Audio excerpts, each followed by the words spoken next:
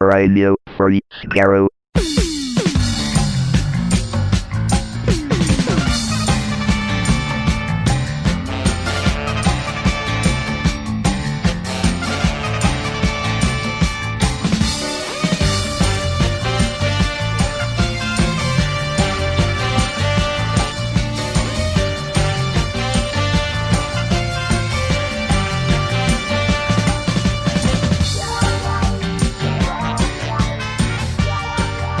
Hello, everyone. Welcome to Radio Free Skaro, episode number 752. I am Stephen in Edmonton. Warren in Vancouver. And Chris in Edmonton. Today is the return of Fluid Links. This is probably the most current return. Like, it hasn't been that long since we did the last one. I think last year with, Doctor Who being on the air and there not being a global pandemic. I think we had spaced the episodes out a little bit more, but we've returned with Fluid Links for your listening pleasure. Questions and comments submitted by you, the listener, and randomly drawn, discussed, and dismissed in short order coming later on this year. But not necessarily in that order. Sometimes we dismiss them before we discuss them. It's rare, but it has happened. That's correct. Yeah. Anyway, we hope that you are well. Was it this coming weekend that Comic-Con at home is happening? I think so, yeah. In lieu of proper Comic-Con, yeah. And it's all free, right? I keep thinking you get to pay for it, but you don't. I believe that's correct, yeah. Yeah. But I think you still sign up for it. I don't know. I honestly didn't look into it. Oddly enough, I think it's more complicated to access the online version of Comic-Con than it was to try and figure out how tickets work. Because for a couple of years I was thinking, you know what, I might go down to that. See if I'm on this website. I sign up for a thing. Do I wait for a window or something? And it's gone. Okay, that's it. So it's a disaster. It's every year professionals have a hard time getting into it. So but I don't think there was. I did a search. I did an old Command F of the schedule of Comic-Con at home, and it's okay, there's 3 Doctor Who panels, all of them fan-ish kind of panels, not discussion panels, not actual Comic-Con. Hey, let's talk about no Jodie Whittaker, no Chris Chibnall, etc. No, so no time for me. No worth it. So or there you no go. David Tennant, because she's going to regenerate back into him. Oh God! It's fun. Right. I've been ripping. I paused for a bit after I got to Eccleston. I just sort of stopped doing it. When I was ripping all my DVDs and now Blu-rays to hard drive, just mostly as a busy make work project to keep my mind from going to mush. And I did all of the David Tennant set now. And I ripped a hard drive, and they had a thing. I didn't watch it all, but I was sort of skipping through just to make sure the file was okay. And it was their first appearance at Comic-Con in 2009, and they're on this stage, but it's not Hall D or Hall H. It's a smaller stage, and it just feels like they're kind of but hey, it's Doctor Who at Comic-Con for the first time. RTD was there, and David Tennant was there, and John Barrowman, because they were advertising Planet of the Dead, which aired 3 months prior to that in the UK, but it was coming to TV on BBC America for the first time. It was just God, you think about how popular David Tennant's Doctor was in that era was, but really it was barely scratching the surface internationally at that point. That was the year with the Barrowman Tennant kiss as well, I think. It was. Kiss heard around the world, yeah. Anyway, it's fascinating because, it was the Matt Smith era that really kicked off things worldwide. Well, especially for BBC America, yeah. Yeah. We've just gotten to Voyage of the Damned, which we finished last night. Jenny turned to me and said, Russell T Davies, do better. She was not wow. She liked the whole Utopia, etc. trilogy. And actually, Less of Time Lords, given later crimes, has improved a bit, in my estimation. Really? It's still got a few bits I'm not a fan of, I'm not going to call him Dobby Doctor after. I'm going to call him Yoda Doctor. Just Baby Yoda Doctor. There you go. Just to annoy people. Yeah. But Voyage of the Damned, it's just a bunch of stuff happening. I like Voyage of the Damned. Voyage of the Damned is a hot mess. Oh. It's a mess. Kylie Minogue is fun in it. Although I think, I've said it at the time, and I've said it watching it now, I'm Astrid seems way too important for this, given the lead up to Astrid. They just make such a big deal out of her, and I'm I'm not sure why, other than the fact that she's Kylie Minogue. Yeah, and if you think of her character in the hierarchy of the ship and whatnot, she's She's way down there. Well, that's fine. I mean, that's the whole movie Titanic is based on that, right? With the class structure thing. But here it's just like she's here and he gets along with her, and then all of a sudden, oh, I have to do this. I'm like, well, why? I haven't spent a season with this person. What's going on here? I know. Anyway. They sort of had to like make a big thing out of like each companion being there for one episode. You know, like, well, we have to make them important in some way. And so like there was a lot. Like I bet you they probably named her Astrid because, you know, it was an anagram of TARDIS too. And everyone thought, oh my God, is she the TARDIS personified? God, like they yes. never do that. Absolutely. Yeah. Heady And days. is she Susan? She wasn't Susan. I think 13.5 million people watched that on overnights back in the day. It is still like the highest rated episode in modern Who history. The highest. It's not terrible. It's fun, but it just you don't think too hard about it. Is what I'm saying. It was also in the heyday of Doctor Who Christmas specials. What did she think of Runaway Bride? And more importantly, when you get to the next series, are you watching the blank of blank? Oh yeah, we got to watch them all. You gotta watch them all. Gotta watch them all, like Pokemon. So. And I've talked so much about Day of the Doctor, I fear I may have overcooked this book. Oh, no, don't do that. Because she's like, well, how does this work? I'm like, well, this all gets explained in, wait for it, that show I can't mention anymore. Yeah, because You're still a ways away from the Day of the Doctor, though. Yep. Yeah. A couple weeks, probably, given the pandemic. That's true. Oh, I look forward to her getting to Matt Smith. I'm curious to know what she thinks. Yeah. Capaldi favorite so far, so Steven, she's on your team. So yeah, she because you went Capaldi. Went Whitaker first, then Jodie Capaldi. first, then Capaldi, then back to Eccleston. Now we're on to Tennant, and so, Right. yeah, and then we'll. I like that. Once we hit Capaldi again, then we'll watch a couple classics and call it a day. I was amused by that thing on Twitter the other day. The tweet an unpopular opinion about the Tennant era. And some of the responses, good, like pro yours. and pro. I didn't tweet anything. No, Kat did. Pro Kat was and con. Kat was very con about David Tennant. Yeah, she was. Yeah, Warren, you were pretty pro because you tweeted about Gridlock being really good. Gridlock is really good. Here's the thing, though. I don't know if Gridlock I don't think Gridlock is as dumped on as you maybe claim it is, Warren. I don't. It's not like it's like defending. I don't know. Maybe it's just the fact that I talked to Chris and he hates it, so that colored my judgment. Yeah, I think it should maybe like widen your focus group. I think perhaps outside of this podcast recording. Yeah, probably. Talk to people? No. If the pandemic's taught us anything, it's you shouldn't talk to people. Yeah. Everybody knows that echo chambers are the best. Come on. Yeah. Nothing bad has ever come from them. No. Yeah, I don't think. Yeah, like I said, Gridlock. It's they wouldn't have chosen Gridlock as to be one of the tweetalongs for Russell T Davies. In fact, I think it was his last one, wasn't it? Well, they did New Earth Gridlock, just New for Earth and Gridlock, New Earth's angle. And New Earth. Let me tell you, some people don't like that one as much. It's kind of like the time in the Ronnie. I think it's fun, but I think maybe that's part of why I'm not the biggest fan of the Tennant era, because between Christmas Invasion and New Earth, there's kind of a shaky start.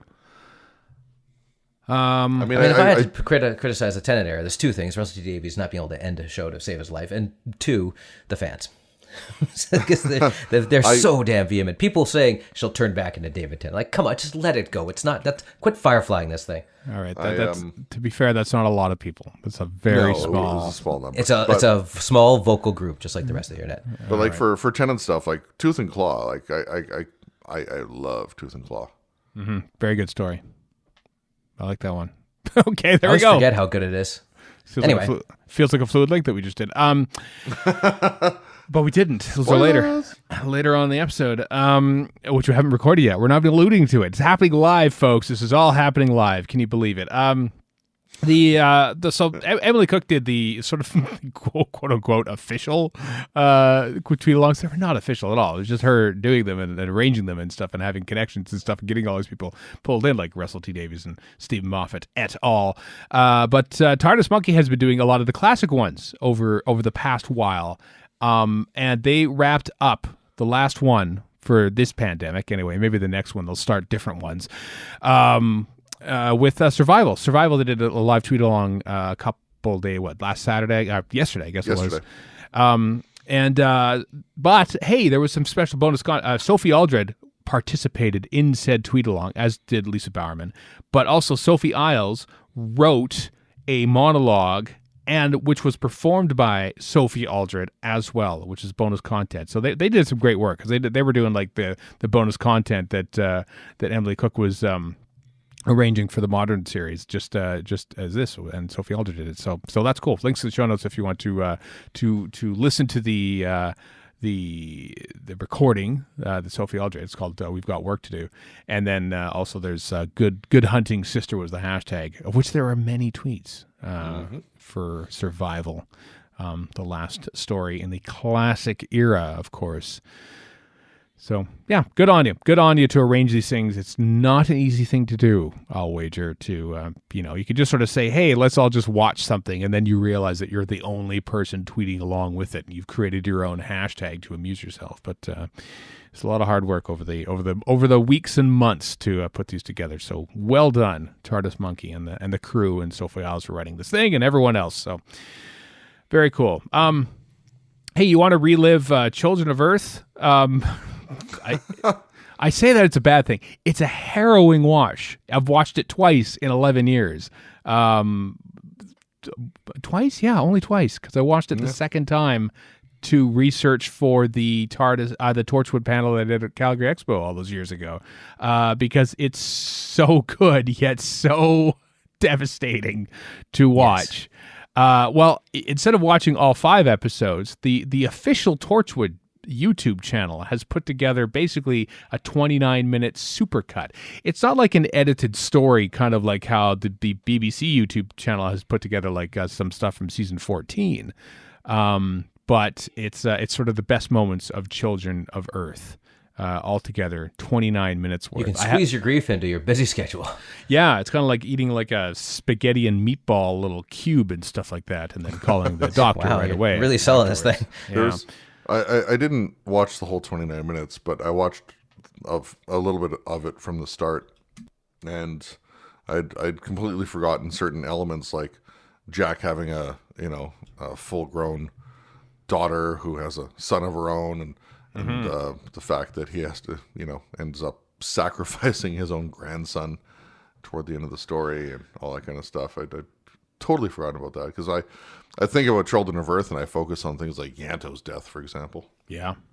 And Peter Capaldi. Peter Capaldi's performance in that is what I was excited about when he was announced. Like, as he's rumored to be Doctor Who, I was like, oh my God, he was so good in that, because I hadn't even seen the thick of it at that point. So don't forget Nicholas Briggs in there as well. Yeah, that's right. On-screen performance from Nicholas Briggs. Yeah, that's very good. You almost make me want to watch it again. But you know what? There's watching like 3-4 whatever minutes out of this 29, I totally had the urge to watch it again. And I haven't watched it for 5 or 6 years, but I too have only watched it twice. Good stuff. Original broadcast, and once about 5-ish years ago. And it's good stuff, and like spacing it out every handful of years. That's about right. Yeah, but when you do it, I mean, it feels like if you are going to watch it again, it's like I'm long spoken out about the public disease known as binge watching, because it's not. Yes, you have. It's not binge watching. PSAs are well known. It's purge watching. You're watching it to having watched it, but Children of Earth aired once a day for 5 days straight, and I feel like that's the proper way to do it, because it was appointment television. Oh my God, what's going to happen tomorrow? I mean, at the end of the day, strictly speaking, on the same tangent, if you sit down and you pull out your Caves of Androzani DVD and you watch all 4 episodes in a row, you're doing it wrong. Technically, you are. You should be watching 1 per week, but nobody does that. Just like when Erica and I are going through all of Classic Who right now on Lazy Doctor Who, and we don't usually watch a whole story in a day or anything like that. We usually watch 1 episode here, another episode there, maybe a couple in a row, but like that's the way it was intended to be watched, and it really gives you appreciation for a 6-part story when you're trying to like, oh God, it's a slog getting through this. But when they're shooting them in one a week, it's not really. It's just a serialized television show. That's an interesting thing, just going back to streaming and stuff. I mean, if there is a way around it, I think that Netflix would be great to drop an episode a day. Why drop them all at once? Why don't you just drop 1 a day? and then you can sort of have like a quote unquote. It probably depends on the binge. series, right? Like I would assume that some series that would suit and some others it wouldn't, and they could try it. Why not? They can do whatever the hell they want, really. So, like, I mean, Amazon Prime seems to do it more than Netflix, but there's several things on Prime that would actually come out one episode a week. Like Crave does that too. Yeah. Grand Tour comes to mind, for example. Because like Black Monday is coming out, which is a Showtime show. It's very funny. It's great. It's a once a week thing. Show. Yeah, it's really good. But like once a day, though. Once a day, though. That would be interesting because that would be like we're meeting you binge watchers halfway. We're still building anticipation from episode to episode. What kind of show would you do that with, though? Like, what would that be? Like any show. Like a daily talk show? I don't know. No, Stranger Things. Any drama would work fine in that regard. Because it mainly makes me think, and this is because I'm old, it mainly makes me think of coming home and watching something that's already run already, and it's a rerun that they show once a day on syndicated, like, so that means usually a sitcom. Yeah. I'm going by, okay, now Netflix, you have to follow the rules of the early 1980s. They make no financial sense probably at this point. No, I just, I'm beating a drum that's been well worn, but it just, I don't know, it would increase actual proper buzz about an actual show. It just feels like it happens and then it's gone, like that's it. I don't know. I'm just helping you out, Netflix. I'm helping you create buzz. Sure, you're getting money from people, but God, I'm very cynical about Netflix. I watched a Vox Media video about like how they determined like why your thumbnails are slightly different than other people's thumbnails for the same show, and it's like because they like determined like on past things that you've watched, the algorithm determines which thumbnail screen cap they choose for you. I just feel like I'm an experiment. I feel like I'm a rat in a maze. Well, but despite all your rage. Yeah. I am still just a rat in a maze. It's awful. Anyway, Rat in a Cage is the song, but yeah, I know you are. I knew you were going to correct me on that. You are an experiment. That's the bottom line. I am. Anytime I watch Netflix, which is increasingly rare these days, I go into my like watch history and I delete it. Thinking, no, you're not going to determine what I'm watching based on what I just watched. Damn you, Netflix. Go to hell. Just because I watch one wartime drama doesn't mean here are 8 more. Clearly you like this thing. 100% of your views are a wartime drama. You like them all. Sit there and watch them. Because you're a 75-year-old man in the American South. And on that note, I don't even want to think about what that would get me for recommendations. Westerns and war films. we've talked a lot about of comedies called Triggered or something stupid like that. We've talked about Big Chief Studios stuff. They make like 1/6 scale figures of many different like the Doctors Who in the past. I can't remember who else they've done in the terms of characters on the show, but they've come out now with a limited edition Master Delgado, Roger Delgado Master, full-size 1/6 scale, of course.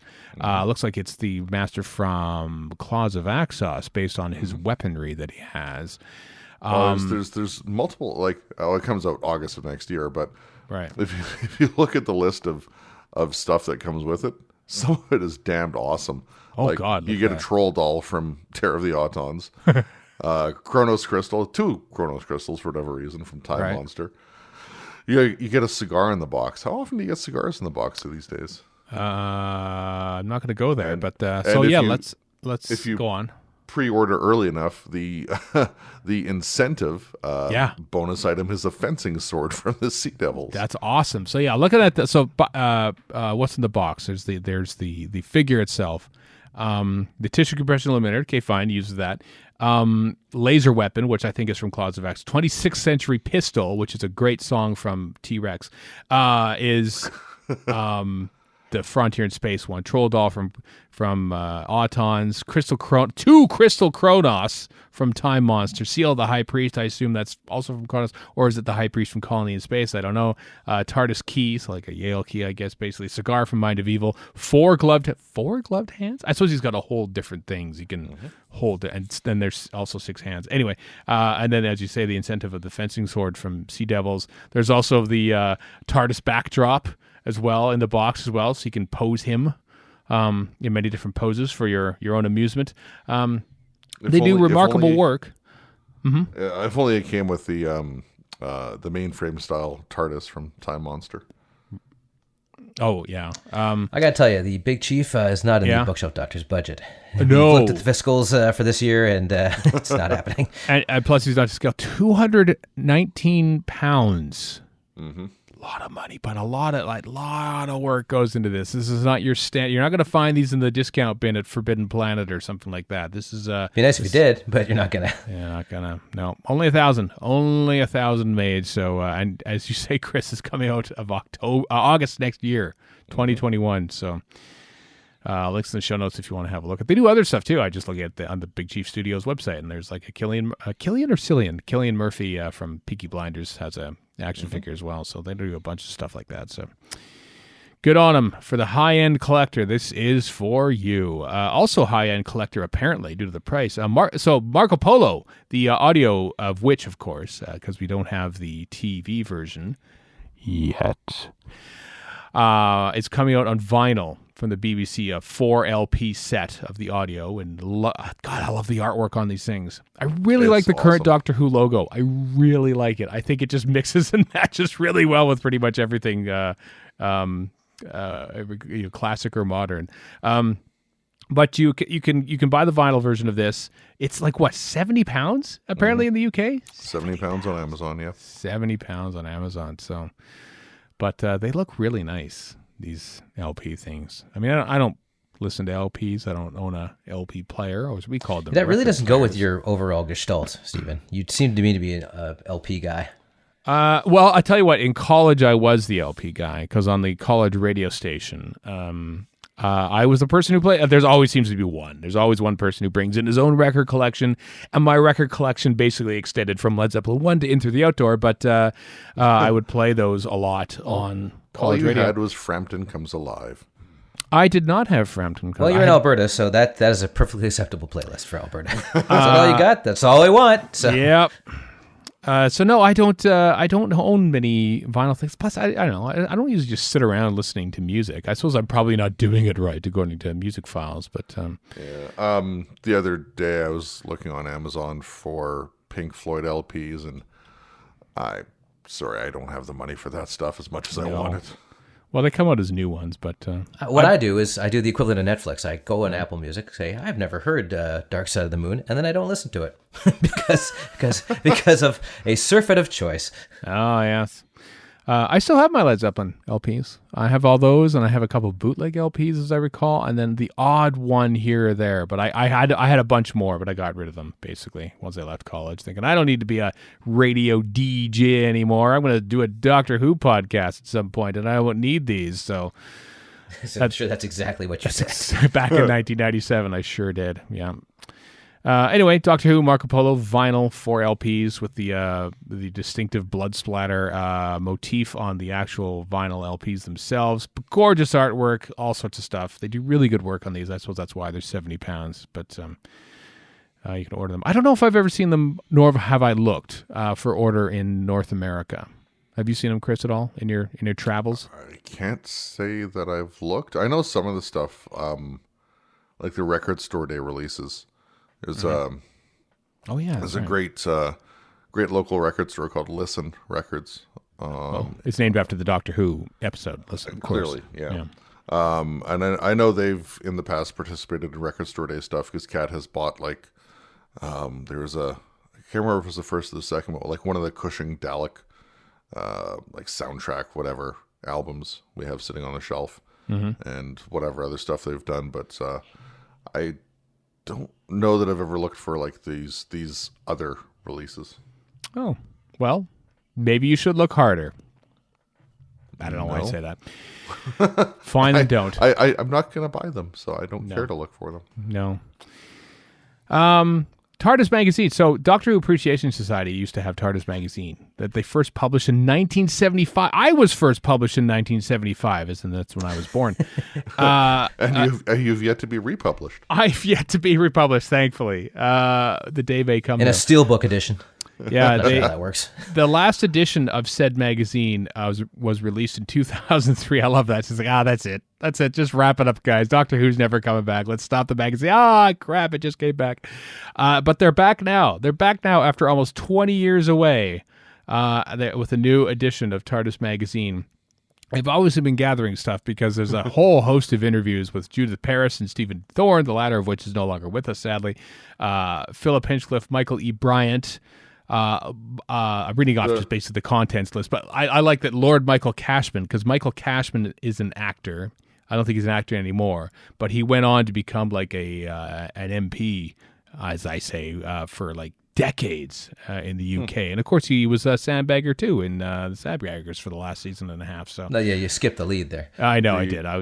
Should have said that off the front, but yeah. But there's a bunch of stuff in this magazine. The fact it's been 17 years since the last release is kind of made evident with the list of stuff here, because you have Colin Howard discusses the Hand of Fear VHS cover. Iconic though it is. I don't remember that. Which presumably came out well before 2003. I think it did. There are VHS hipsters out there, so probably. We did VHS. I know that they released the VHS like in one giant 11-story box set, saying here's the rest of them. We're moving on to DVDs now. I think it was like 99 or 98. That was when they to round out the VHS range. They had that massive box set. Yeah, massive box set in one. Think of all we can't sell Underworld and Invasion of the Dinosaurs on its own. So let's just package them together. Off you go. Run along, little guys. We're doing DVDs now. Anyway, the links in the show notes if you want to give a purchase to this here. Sales of issue 1, by the way, support Mermaids, a UK charity for gender-diverse children, young people, and their families. So it's for a good cause. Each future edition will support a different charity. So they're not just back for the money or for their own ego. It's for a good cause. So check it out. Links in the show notes.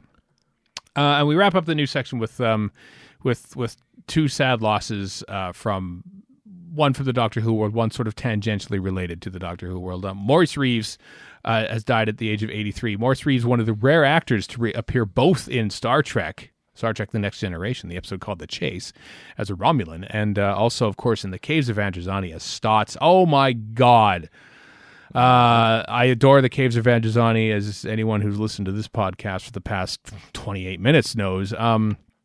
But Stotts, Maurice Reeves as Stotts, is one of the reasons why I enjoy this story so much. It is such a brilliant performance. He's a rugged villain, but he's not really a villain, because you just feel like he is in it for himself. He will ally with anyone for himself. He's a go-getter is what he is. He's a go-getter. If you think of the scene of him and Krelper on the cliff top where he's trying to get him to swallow the pill. That's one of the greatest scenes in Doctor Who history. It's directed well, but the performance is just like, it just feels like there is, I know a lot of people who are friends of mine who think like this level of grit in Doctor Who is not welcome to them. But like, as you know, you can't have a series full of Stottses, but when you have one that pops out like this, it's like, oh God, he's up there with like Harrison Chase and, some of the, John Chalice from Scorby and Seeds of Doom is like that kind of level of tyrant. I just there's so many great scenes that he's a part of in Androzani. Of course, he had a wide and varied career before and after that, but we're nerds, and so we remember the 2.5 weeks that he worked on Doctor Who back in early 1984 as being the pinnacle. Also, nobody likes The Chase, and I always really enjoyed that story. I don't know why, but it's just fun. It's crazy. I don't know what story that is. It's like it's like the only they find an artifact and then they run around and they finally find the origins of the human species because of it. The Klingons, Romulans, Cardassians, I think. And, and a lot of people just can't stand it. But I was like, well, this is kind of fun. It's not perfect, but it's all right. He's good in it. Yeah, because they made that episode to explain why human actors play all the aliens. Yeah, pretty much. Still fun. I think it was one of the rare episodes that featured like Romulans and Klingons in the same episode, and Vulcan. Like basically everyone is in the same episode. Like it's been very rare that that's actually happened in those days. Anyway, Maurice Reeves, a hell of a career and one of the great performances in Doctor Who and The Caves of Androzani. And the next one came as a shock. Grant Imahara, for those of you who have watched Mythbusters over the years, which is such a great educational, fun show about science experience and blowing up stuff and things. And Grant Imahara was one of the three sort of second-tier hosts, I suppose. There was Adam, what can't I think of his name? Savage, and I don't remember his name. Yeah. The guy with the mustache. Yep. One of the main guys on Jamie it. Something? Yeah. And Grant Imahara was there, and he had like a varied career behind the scenes as well. He met Adam Savage when they worked on a Star Wars film, and he went on to build Jeff Peterson, the robot sidekick, on Craig Ferguson, a show which I watched quite religiously. He did that. He did a whole bunch of stuff. He was a nerd. He was at Gallifrey One, not as a guest, as a fan. He cosplayed as David Tennant for a couple years. I never ran into him. I wanted to meet him because he was such a interesting and just enthusiastic person, and from all accounts, a really nice guy. He relatively recently he built a fully animatronic Baby Yoda to tour around children's hospitals. For God's sake, he died at the age of 49 of a brain aneurysm. 49 is nothing. Warren, you're 49. Is my age, so yeah, I'm not thrilled with this. No. For various reasons. It's such a shock to hear this. It's, I mean, he probably would have been on this podcast if we asked him. He would have been on here talking about Doctor Who and stuff. So, yeah, that was really sad and shocking to hear. But, yeah. Your thought? Anyone thought? I have no way to spin this into like a positive thing. It's just I never met the guy. I heard good things about him. I never really watched Mythbusters either. So I did thankfully run into him at Galley once or twice, and I mean, didn't really talk to him or anything, but from all accounts, really nice guy. I know some of our friends from Gallifrey One have put like their memories of him and their interactions with him on Facebook, and like him complimenting their costumes and all that kind of stuff, and just geeking out over cosplay, and big loss indeed. All right. No way to spin this, folks. Let's build ourselves back. Let's have some fun again. It's time once again to play Fluid Links. Do you know what this is? Fluid Link K57. Ah, yes, of course, the Fluid Link. What's a Fluid Link? No idea.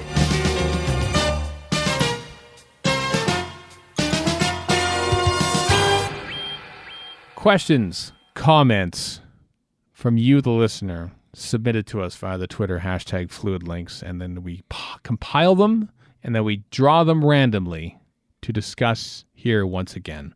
And so let's start now. Here's the first Fluid Link. John Hole asks, if I was showrunner, I would make the Time Lord's Doctor in the TARDIS song canon. What piece of nonsense Doctor Who fun would you add as canon, basically? So, God, let's take it. John Pertwee's "I Am the Doctor." That would be awesome. The one they used to play on any sort of retrospective on PBS. Who? Question mark? Doctor Who? Exclamation point. The Australian one. Yeah, I would sneak that in there somewhere, just in the background. Or there's so it's in universe. Right? Oh no! You're thinking. Yeah, I'm thinking of something else because there's that. There's a actual group that recorded that one. I'm thinking of there's another one that starts off with it was 6:30 on the ABC just before the news. I can't remember who did that one. But how about Tom Baker by the Human League? That would be so amazing. How about Tom Baker reading the dictionary as recorded for British Telecom for the text-to-voice service? Or just Sat-Nav. Yeah, Sat-Nav. Suddenly it's Tom Baker. I have a side question. Okay, so we were watching Sound of Drums, and everybody's like, we're for Harold Saxon, and some boy band showed up, and I'm like, I knew who they were 10 years ago. I have no idea who that is now. Who was that? That wasn't One Direction, was it? It wasn't One Direction. It was something before that. It wasn't Take That, because it was after that. They also had Anne Whitcomb in there, and her esteem has dropped, I think, in years. Quite a bit. Yeah. Was it Boyzone or something? I don't know. Boyzone sounds very familiar. I think I would like to make the One Direction appearance on the Doctor Who after show. I would like that canon, because it's basically... To be fair, that wasn't really their fault. Okay, but because they're in the midst of this weird microphone delay and everything, and perhaps you could work that as it was actually a time delay. You were going through a time bubble at that point where the past and future was being played at the same time, and it was happening to One Direction, and you bring all the One Direction people back. Except then their manager vetoes it, and then they have to find a different performance of One Direction from Top of the Pops to put on the time-space visualizer. and then that's how you get it in instead. I would put on the Time Space Visualizer the Doctor Who After Show, which is a symphony of destruction. Yeah. I mean, I one of my favorite little gags is when in Remembrance of the Daleks, when Ace is about to head out and the TV's on and stuff like, it's 5:15 and now it's time for television's new television science fiction series, and then it cuts. And of course he's about to say Doctor Who. How crazy is that? Doctor Who itself is almost canon. Well, if any show can do an in cursive loop, it's probably Doctor Who. I think you could. Well, that was such a shame that oddly enough they couldn't get the rights to the posters, but the posters for the two Cushing movies were going to be included in the Day of the Doctor in the Black Archive. Oh, that would have been glorious. Because it would have been like, look how widespread the influence of the Doctor has been, that they actually made movies about him, and so like that would. Oh God, I think he worked it into the novelization, did Moffat, but that if he managed to get that in, I don't think there would be any possible way to top it.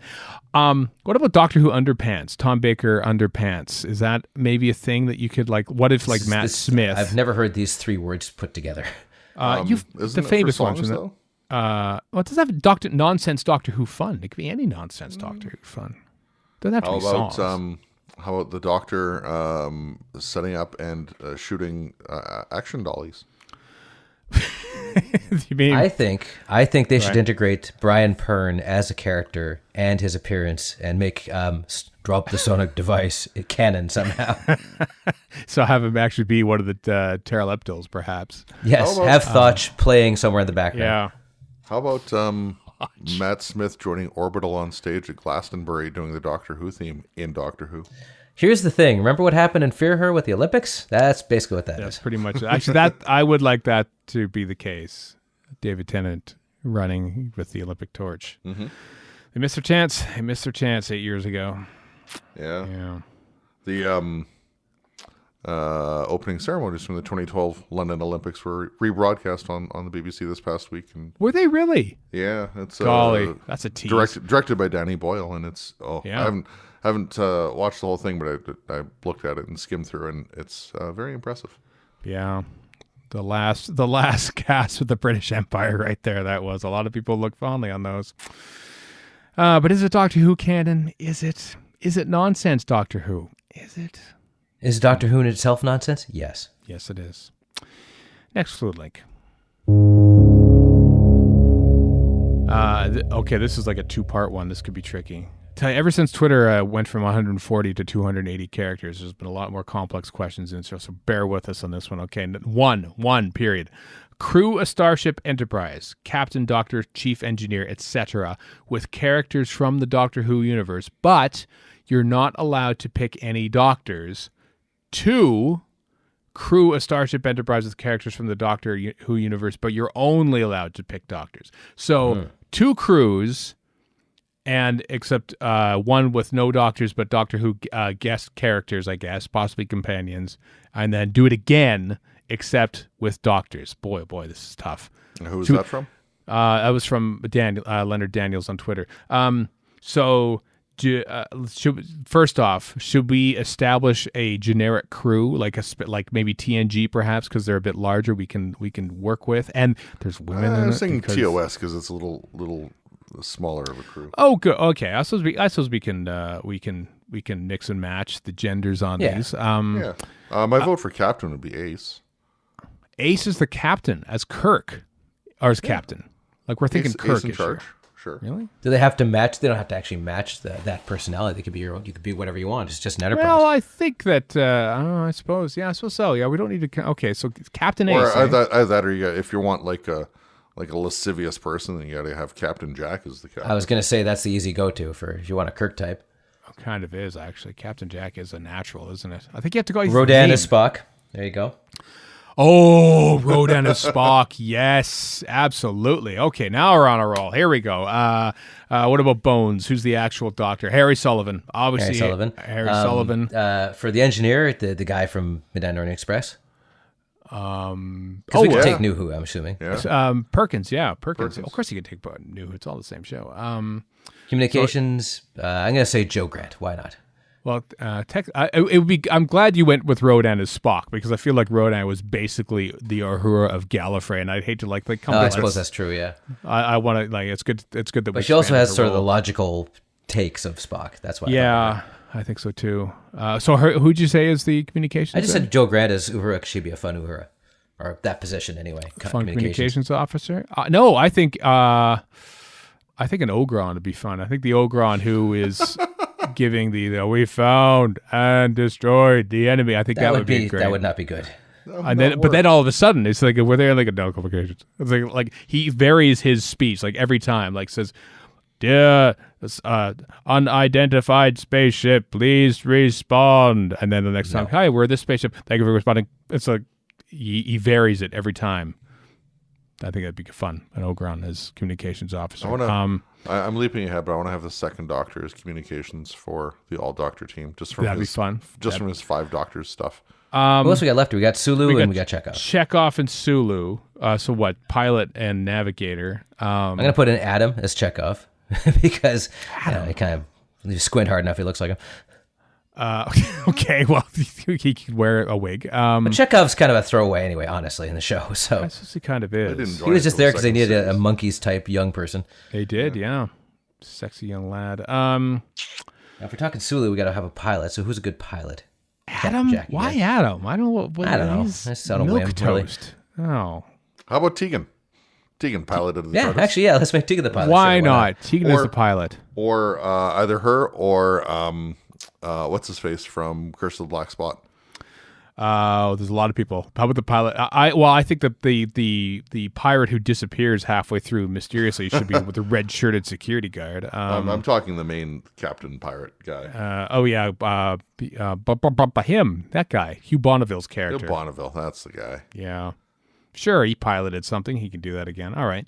Now doctors. Now we got to staff this thing with doctors. Who is the captain out of all the doctors? Tennant. Who would be Tennant? Tennant Has to be Kirk. Tennant Yeah. Nah, I say Kirk. Kirk has got to be Tennant. There's really nobody else. Yeah, I feel like. And you said 2 as communications. I would put in 5 as science, just because Bid meets dominion over 5 as. Well, technically no. I mean, he wrote his first episode, but apart from that, I mean, it was. Yeah, but 4 doesn't work. And where's 4 in this mess? I don't know who he's going to be. He's going to be Q. That's what he's going to be. Yeah, probably. Where would Tom Baker's doctor be as a crew member? Like it's not like he's barking orders. He's not a barking orders kind of guy, but he's also not subservient to anyone. He's not. He's that guy who goes nuts when they in the naked time where the one guy just goes completely bonkers and starts running around and singing Irish tunes into the. Let's face it. If Tom Baker isn't showing up for the 5 Doctors, he ain't showing up to be like lieutenant commander on the Enterprise. So let's just leave him out of this. I'm gonna put Capaldi forward as Spock. That's not bad actually. Yeah, actually very cold and calculating. Yeah, definitely. So we got 10 as captain, 2 as communications. That'll put 5 as Chekhov. 5 is Chekhov. Sure, he's kind of the Chekhov of doctors anyway. Pert's got to be in. The Pert is obviously the engineer because he loves tinkering. That's true. Yeah. Who just has communications, or did we? Troughton, number 2. Troughton, right. Second Doc. And who's pilot? We haven't got a pilot yet. Who pilots? Who actually knows how to pilot the TARDIS? River. Rivers, not the Doctor. Can't figure it. Oh, who's War Doctor in all this? That's got to be that's Worf. War Doctor as McCoy maybe. We haven't picked a Doctor. That's not bad. Just because he's so acerbic. That's not too bad. That's not bad actually. Go War Doctor. How about Joe Martin Doctor as the pilot? Because she actually that's not bad. Where does Colin Baker fit in all this? He'd be the special hologram unit. No. He'd totally be Robert Picardo's character in Voyager. Or he's Barclay or something like that. Did we get them all? I think we got. No, he's too confident to be Barclay. That's true. Actually, that's a very good point. McCoy would be Barclay. I think we got them all. Yeah. That's a good crew there. Have at it, there, comic artists. I don't think that their maiden voyage would last 10 minutes. There'd be just so much bickering. There'd be a lot of bickering. They'd fly into a sun or something like that. They'd all regenerate, and then it'd be all different again, and it would just be confusing. So, and it'd be Star Trek 4 over because that's how they flew to travel back through time, flying past the sun. So That's they would true. travel in time and regenerate at the same time, which would be very confusing. That would be super confusing. It would be like weird computer animation stuff that's kind of strange and everything, like all computer animation. Yeah. Fun stuff. Oh, we had fun with that one, and nothing was solved. So with that. Yep. So that's a fluid link, all right. Yep, on to the next Do we fluid need link. a Rand or a Chapel in there, or is it too late? It's, no, it's too late. We've moved on. Next fluid link.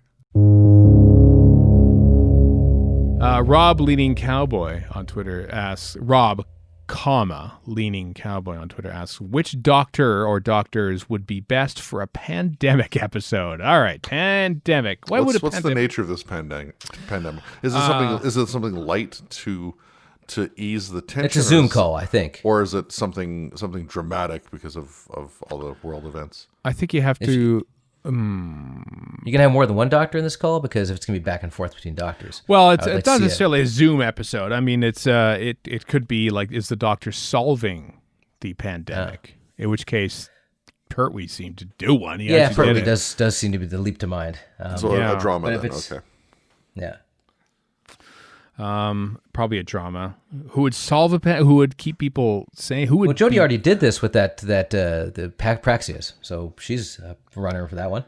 I suppose so. I think Troughton's doctor is probably the least touchy-feely doctor, so I feel like he would not as opposed to Troughton himself. So I'm just thinking also, social distancing is what I'm thinking. Like, okay, but also he's had so many bases under siege where it turns out that the plague is actually the Cybermen or something. So he's good at sniffing that out. That's true. So maybe this whole maybe COVID-19 isn't an actual plague. Don't virus. open that can of absolute ridiculous worms. It's spread by Cybermats. We're only in step 7 of a 13-point Cyberman plot to take over the Earth. I hate to break this to you, but somebody out there just added that to their database of proof. Probably. And proof is in quotes.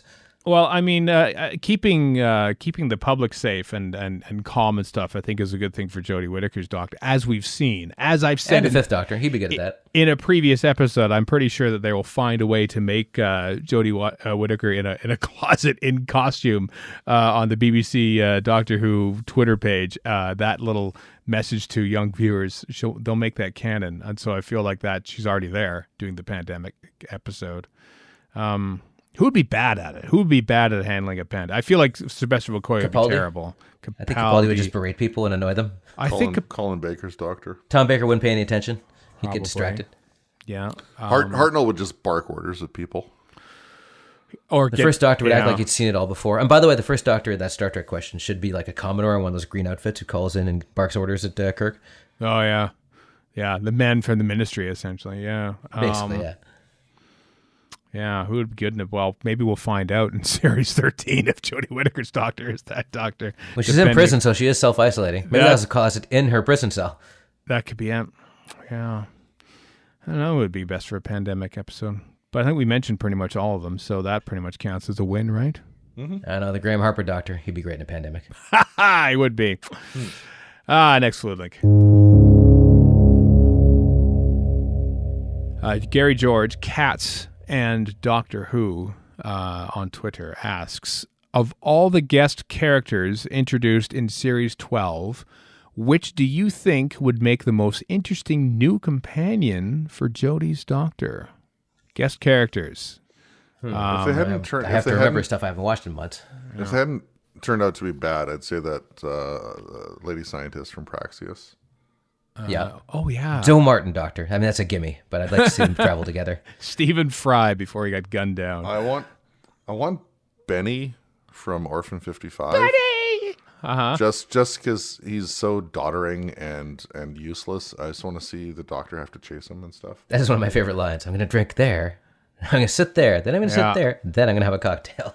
I'm like, you have captured the essence of the late 40s, my friend. Which he isn't, but... Who else was... Spyfall? It was Spyfall. I mean, would be great. Before we turned out, he's the Master, of course. What about Lenny Henry's character? What about Tesla? Tesla would be fun. Tesla would be a fun companion. That would be interesting, wouldn't it?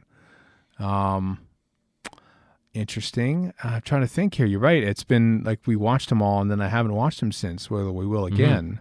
Ada Lovelace? Ada Lovelace would be fun. A Time Lord Cyberman who just keeps regenerating and screaming over and over and over again. That would be fascinating if they actually had a proper historical figure on the TARDIS as a companion. Well, guess where they did that before? Time Lash. Time Lash. As a recurring character, I'm joining you on the TARDIS for some, like they did that with was the comics or Big Finish. Or the books, where it was like basically David Bowie was like a companion of the Doctor, except it wasn't David Bowie, but it was almost David Bowie, and you could pretty much read behind the lines. Katarina technically is a historical figure. To the point where they know what to do with her. Not a famous one though. Not a famous one, no. Like No. Agatha Christie, companion of Doctor Who, that sort of thing, you know. Oh, great! Hopefully, less racist Agatha Christie than she was. Good point. Trying to think here. What are we up to? There's got to be. The character in actually no, because she was I'm trying to think of Can You Hear Me, the woman from the hospital in the Middle East there. Gosh, the details. She would actually not be a bad character, but she's but famous right she now. might be asking questions kind of like Katarina was. Like, there's a lot of stuff I don't understand, like electricity. But she also seemed extraordinarily clever for her time. So that's true too. Well, that's what they did with Jamie, kind of. Yeah. I mean, the character who Graham sort of flirts with a little bit in Timeless Children and Ascension of the Cybermen, I think maybe they're setting up. Maybe they're setting up for Julie, that. Julie Walters? Not Julie Walters. Her, anyway. Yeah. Yeah. She'd be interesting. There are a few people peppered in there, but then some of them died, and so, you can't really have... Anybody from Deodata, like any of the authors, etc.? Oh, those pretentious fops. Maybe Mary Shelley as a companion. That'd be interesting. maybe that ghost that Graham saw. Yes, definitely. And the only ghost. he sees it. It just haunts his dreams for the whole series. Yeah. You think that the ghost is confined to the house, but no, the ghost actually follows Graham and appears. Oh, that is brilliant. That's the one right there. They have a new companion, or do they?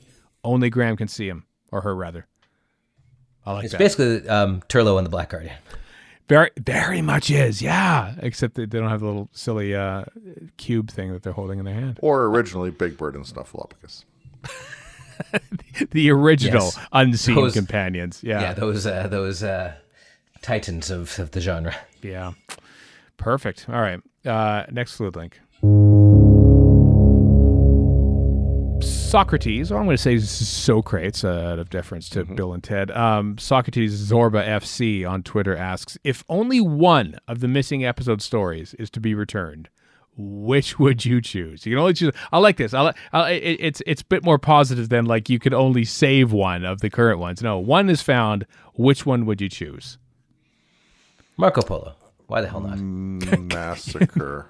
Recency bias. Yeah, I'd say. Oh, Massacre. Oh, that's definitely recency bias. We just talked about Marco Polo earlier on in this episode. I don't have to think about that hard. The end. Yeah, it's the ones where we have no visual knowledge of, like that. Massacre or Power or Evil. Like Power and Evil are like the easy ones. Yeah. Not that I remember just liking the Abominable Snowmen story, so seeing that would be kind of interesting, although very much a letdown probably as well. I think that's what Marco Polo would be.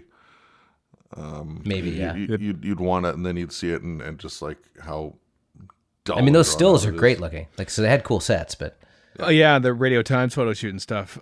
Here's the weird thing about, the thing that you don't really realize until you actually watch an episode of Doctor Who that has been found again after you've watched like recons and stuff, is that you look at the telesnaps, if you were lucky enough to have them, and you think, okay, I get a good visual indication of what the thing look like, but you forget about camera moves. Cameras move, they're not just like locked off shots unless you're Richard Martin, in which case it is. And that's the thing that always like completely throws me, like, oh right, like the camera moved, these actors actually moved around. We sort of like, it's tough to get past the fact that we've only experienced some of these missing stories through telesnaps and that it's just a static thing, but there's actual motion going on. There's a home movie, 8mm home movie of the opening shot of Galaxy 4, and it's this great crane shot that is basically above the TARDIS console that sort of swings down and then shows William Hartnell at the controls. It's done by Derek Martinez. And it's such a great shot. It lasts like 3 seconds on the whole movie. And thinking, wow, like what other wonders are we missing from watching Galaxy 4? And that one Specifically shot. wonders you're missing. Yeah, like, like we don't know what anything of the massacre looks like. There's no images whatsoever that survive from that. There were very few. There are no telesnaps. There's no actual moving images. There's only a few promotional images. So I'd be just fascinated by that one. Because the official reconstruction was so lousy, how about the Underwater Menace? The 1 in 4 of the Underwater Menace. I don't know. I feel like we've kind of got the gist of the Underwater Menace. Yeah. Space Pirates. I want Space Pirates to come back just to please certain members of the British viewing public that I'm friends with. 100%. I bet you that, listen, the Space Pirates has nowhere to go but up. Everyone hates that because no one's seen it, no one's watched it, no one's listened to it that much. They just sort of assume that it's terrible. I think it's a lot less worse than you think it is. It worked for Enemy of the World. It did. It really did. Yeah. Everyone, the space model sequences mostly exist from Space Pirates on beautiful 35 millimeter. But I'd be Dalek's Master Plan. I'd love to see that story. Let's face it. I mean, we have 3 episodes, but the other 9, especially the last 2, would be fascinating. So I got to go with that one. Dalek's Master Plan. I'm gonna stick with the Massacre. I'll go with Master Plan. That seems the one to go with. And I'm just kind of shocked they haven't decided to do that as an animation, unless the audio is not around either. Oh no, the audio for all these there. exist. Yeah, Okay.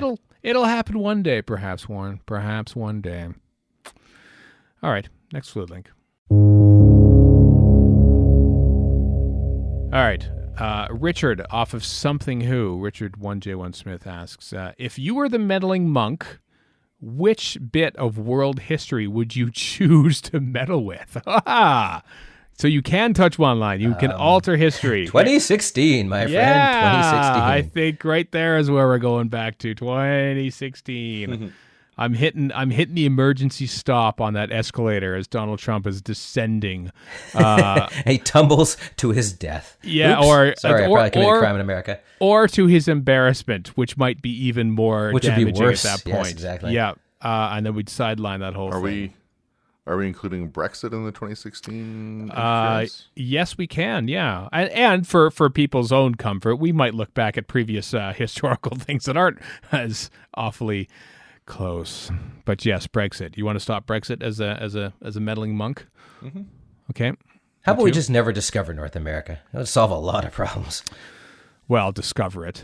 We being Europe discovers North America.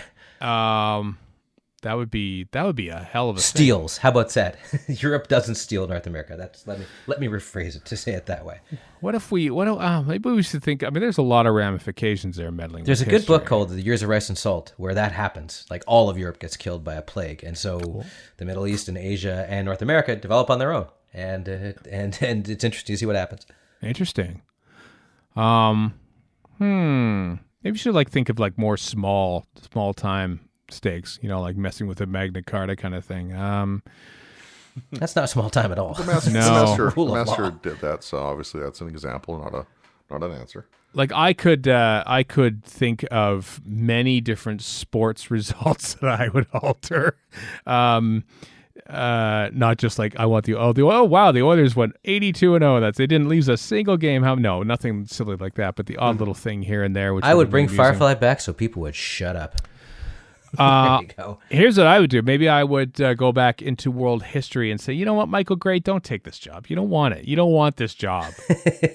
Of course, what you do is not have the episodes be missing. That's what you've always wanted to do. Or how about, or just a little more specifically, they didn't cancel season 23. They didn't cancel season 23. They didn't cancel the tripods. The tripods would have finished. I would not live the rest of my life not having seen I have the power of a god. I can change history. I'm going to change a small thing in TV. Yeah, why not? Why not? That's relatively small stakes. I mean, it's a merciful god. I'll give you that. Yeah, the rest of history could survive. That would be fascinating.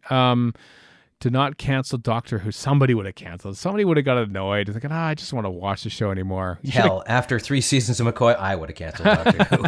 And now I shall. Maybe you convince like Tom Baker to be in the Five Doctors. Maybe you. Well, I mean, I think we're meant to look for something more grandiose than Doctor Who related. It's tough to think about that because I find the first human ancestor and I murder them, thus saving the Earth. Wow, but then from a lot of grief, man. And then I burst away in a puff of logic, being human and all. Yeah, you're going dark here. A little bit.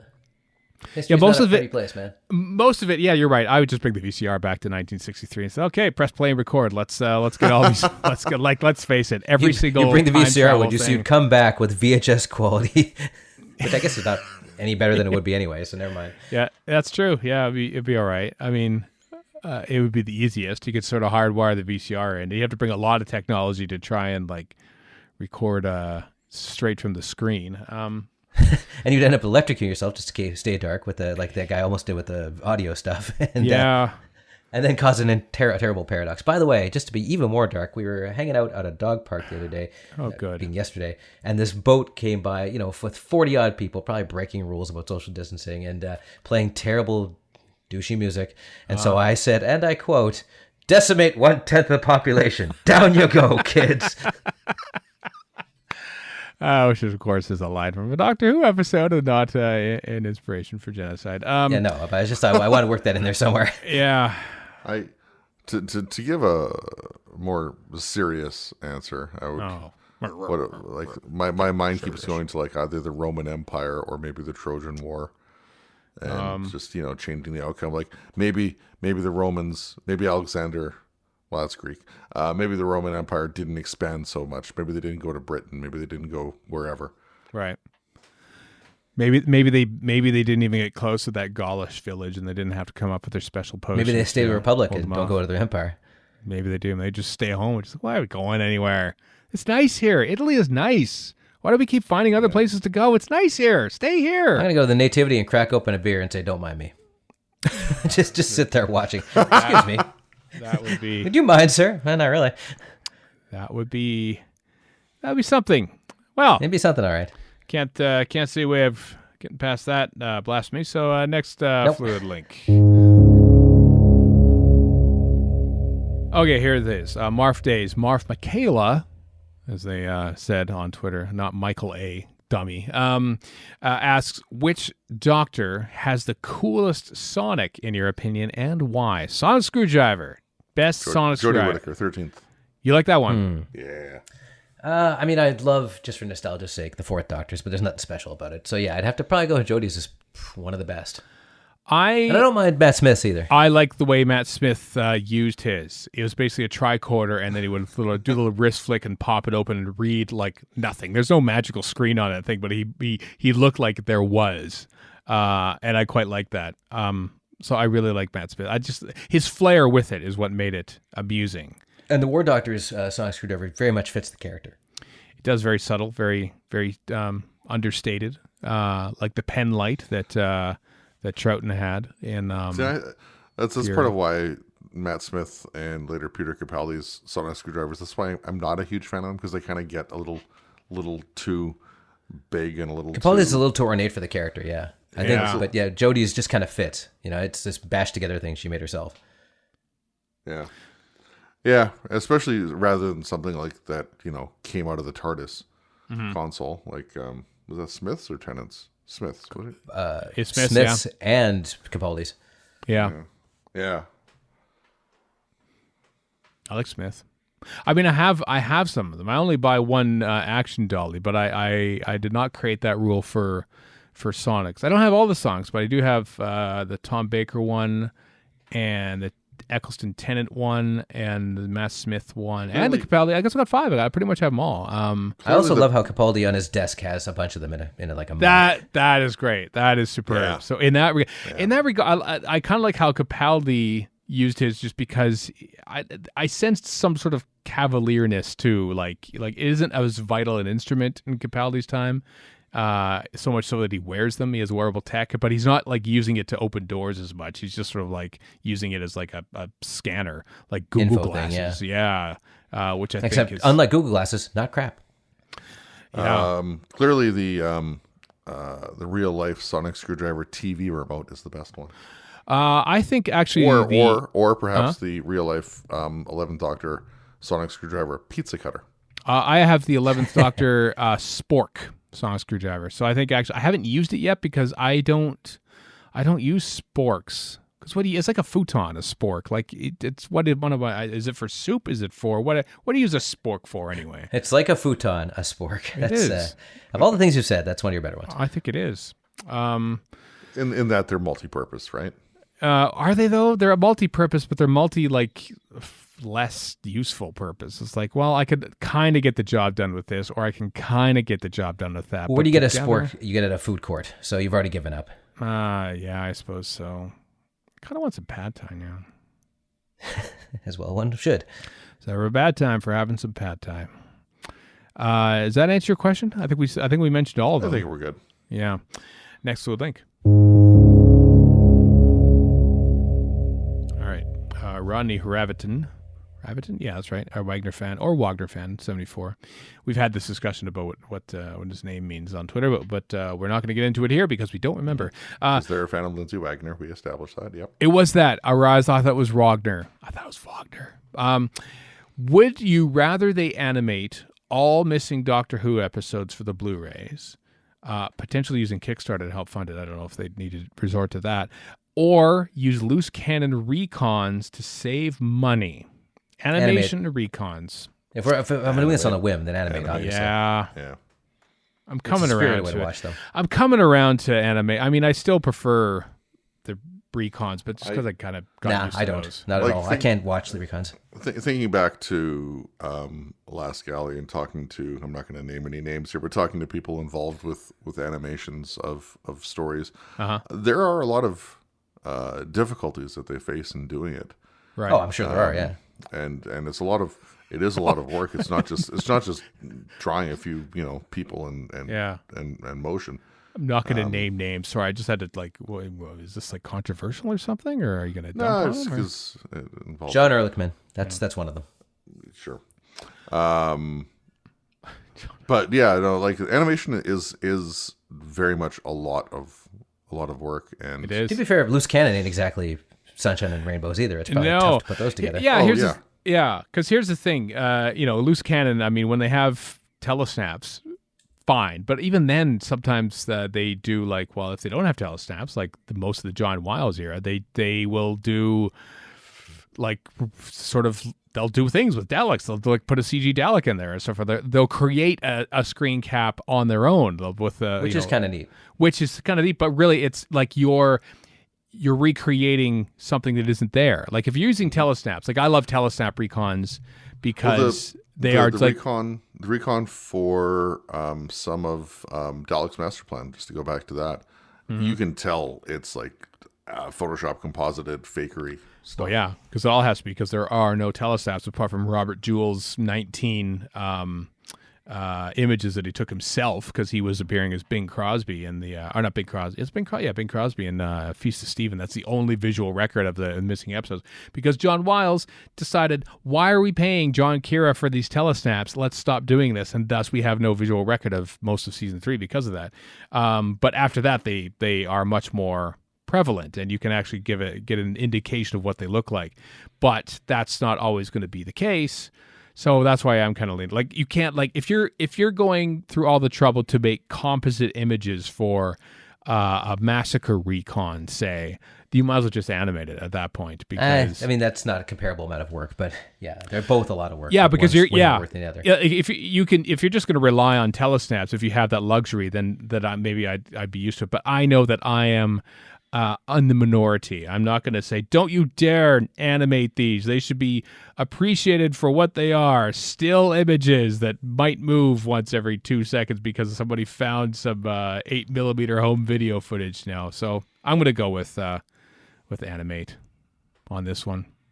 Yeah, same here. Yeah. Chris? Animate. I said that at the outset.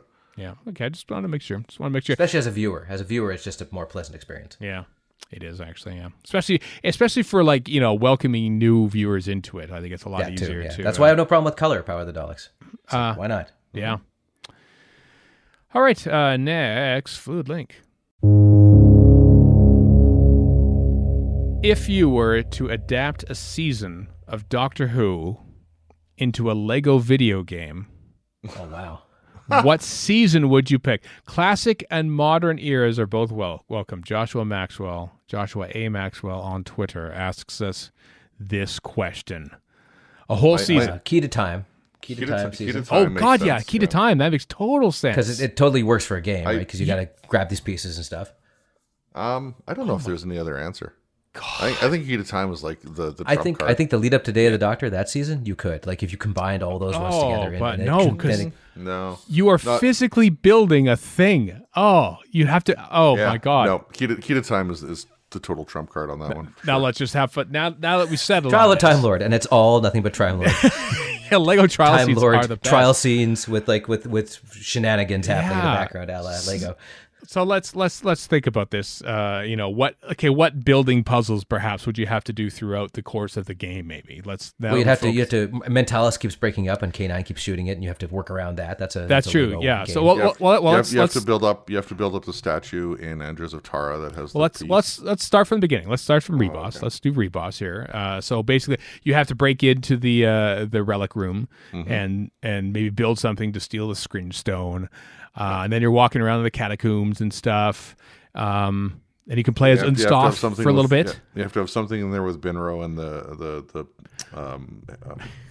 there'd be a little level with Unstoff and Binro running around the catacombs trying to, because when you say Binro is right, the little minifig goes because for for those that haven't played Lego video games, and I have played more than a few, there's often the case where it's you and another person, because sometimes they have like double play, like you split screen kind of double play if you want to. So there's often, even when the narrative in the source material doesn't indicate as such, there's often two characters and stuff. I'm thinking of like when Sam is running around, Samwise Gamgee in one of the Lord of the Rings ones, and he's got like some dazed orc with him because they needed some other character. So Unstoff and Binro running around catacombs, that's a little mini level. You could totally do that.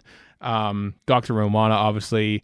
Unstoff and Garen would be a thing. Oh my God, General Chelik and the Graf into K running around a level together as well. Negotiations in Lego form. Oh, brilliant. There'll be a lot of hand-to-head shaking of the head, because they do a lot of that. A lot of that.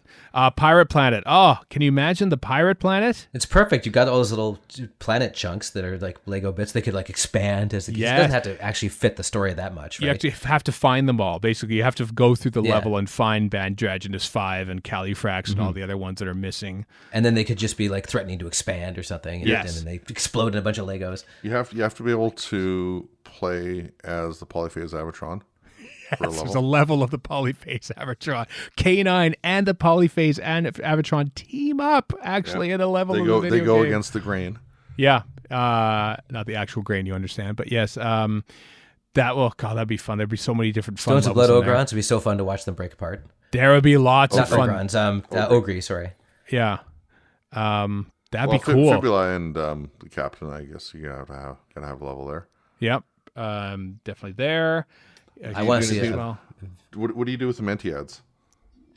Well, you beware them, for one. But I don't know if I suppose you could do, because they have mental powers. Or are they just NPCs? No, they're totally playable because they have the little mental powers. And so like sometimes you have to like switch to a Mentiad. It's like, we need to unlock this door. And so you use the Mentiads to like see past it and like sort of like, just like when you get Yoda to crawl through the crawl space or whatever. Exactly. Yeah.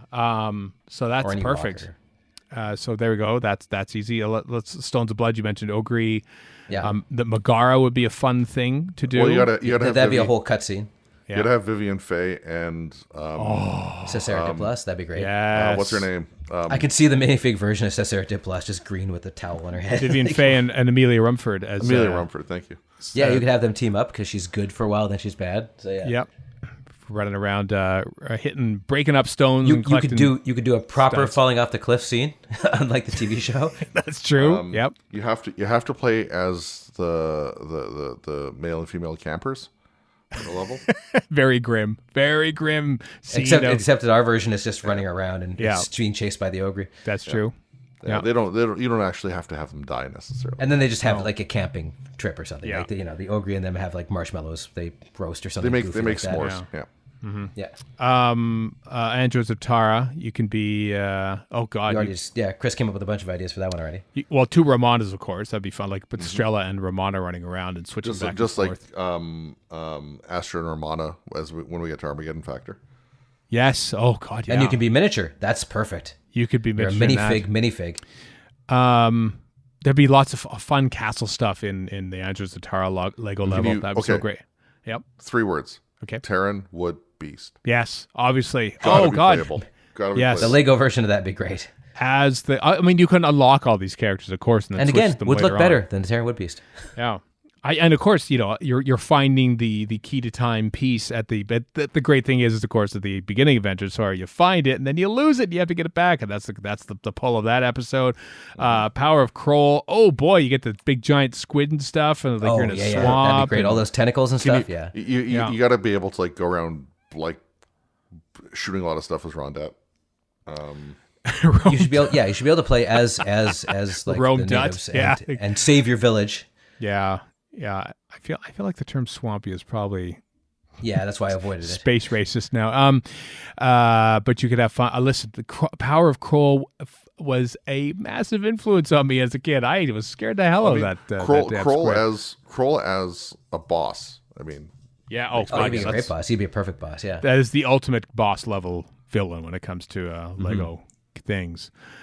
And then of course break it down to where you're taking his tentacles off, and then you're like breaking up the head. Yep. And then Armageddon Factor. You mentioned Mentalis, K9 running around shooting him. You have the Marshal, the Drax level. Yeah, have to break through the shrunk down. Yeah. Oh yeah, the shrunk down level will be so much fun. But you ride around in K9. Yeah, exactly. Oh. And plus the time loop stuff, so you just have like cut scenes with the Lego versions of that ship. Ramona and Astra, as mentioned before. Maybe something with Astra and what's his name? The Merak. Him. Merak, the wet blanket guy. Yeah. Yeah, but they can escape from a level or something. Like I said, it doesn't have to actually shoot it. And then at the end, you have the big Black Guardian fight where you actually have to assemble the key to time. I feel like they would possibly have that as a bigger event than it was on screen. Oh, totally. Like it'll be the big sort of thing from the show, and then you'll cut to the actual game, and you have to keep putting in via a timer or something, like the pieces they keep popping out or whatever. Oh, what a great idea! And then somebody walks by and slips on a banana peel in the background, like Frustration. Yes, just like Frustration. Just like Frustration. Yeah. Why haven't they done this? Listen. Well, because the only people who buy it is us. I don't care. I would buy it twice. That's how much I would buy it. Oh well, there you go. That's certainly worth $25 million in video game development. Yeah. This all just goes to listen. They can make the Doctor Who Lego video game, and it would just be the general sort of like new modern Who one and stuff. That's great. I would play it and buy it twice as well. But then, hey, guess what? You can unlock this little side thing, and it's the Key to Time season. That would be the best. They did do all the different TARDISes on different days, and so in dimensions. Yeah. So okay. Let me tell you, I know it's like out of print essentially, and it's very difficult to find the Lego things. I bought a ton of them. I bought into it so much. God, I was duped basically by these toys to games craze that was going on. But the Doctor Who level in there, when it isn't buggy as hell, is so much fun. It is so much fun. The Doctor Who elements and Lego Dimensions. That playing that makes me want to actually play a game. And it's also proof that season 16, the Key to Time season of Doctor Who, is one of the greatest seasons of all time. I adore that season to bits. It would work so well as a Lego video game. So there you go. Traveler's Tales.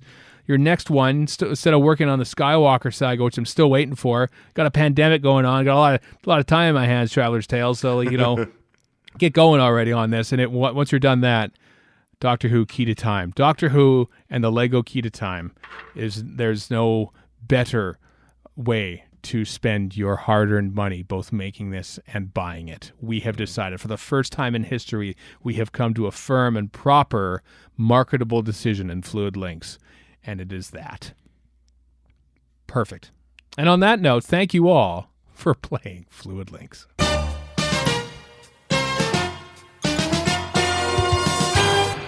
Thanks everyone for playing the game show that is not a game show, but we call it a game show.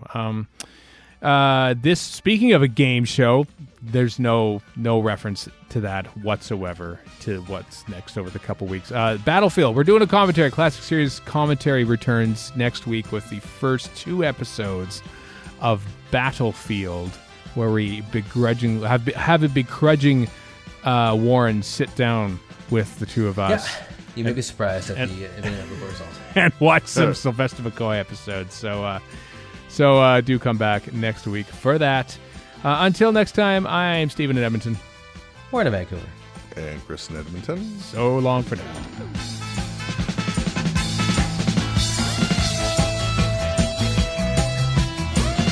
You've been listening to Radio Free Skaro. Find us online at radiofreeskaro.com, follow us on Twitter and Tumblr at Radio Free Skaro, subscribe to us on iTunes, and donate to the show at patreon.com/Radio Free Skaro. Thank you.